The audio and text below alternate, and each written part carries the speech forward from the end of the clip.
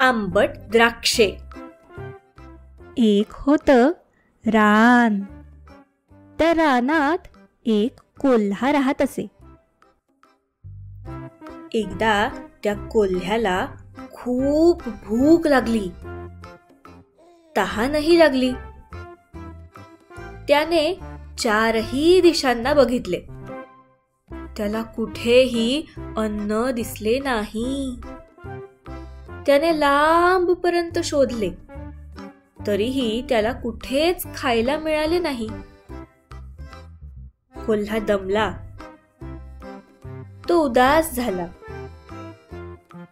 त्याने डावीकडे बघितलं, त्याने उजवीकडे बघितलं, त्याने समोर बघितलं, त्याने मागे सुद्धा बघितलं. तेवढ्यात त्याला एक द्राक्षांचा घड दिसला. तो घड वेलीवर लटकत होता. कोल्हा खुश झाला. त्याच्या तोंडाला पाणी सुटलं.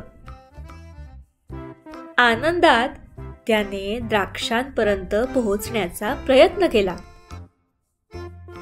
द्राक्ष उंच वेलीवर लटकत होती, त्यामुळे त्याने उडी मारली.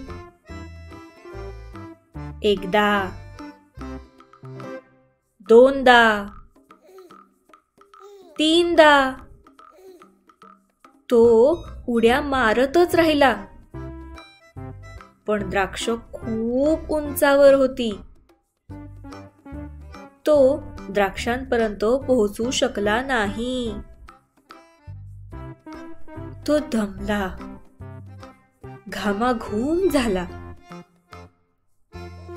तो म्हणाला, जाऊ दे, ही द्राक्ष नक्कीच आंबट असतील.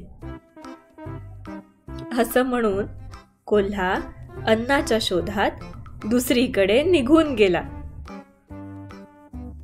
एखादी गोष्ट सहज मिळाली नाही तर त्याला नावं ठेवू नका. खूप कष्ट करा आणि ती मिळवा. तुम्हाला हा व्हिडिओ आवडला का? अशाच अजून अनेक गोष्टी मराठी, इंग्लिश, संस्कृत, तमिळ, हिंदी, कन्नड आणि तेलुगू भाषेत ऐकण्यासाठी गुरुकुला.com ला नक्की भेट द्या.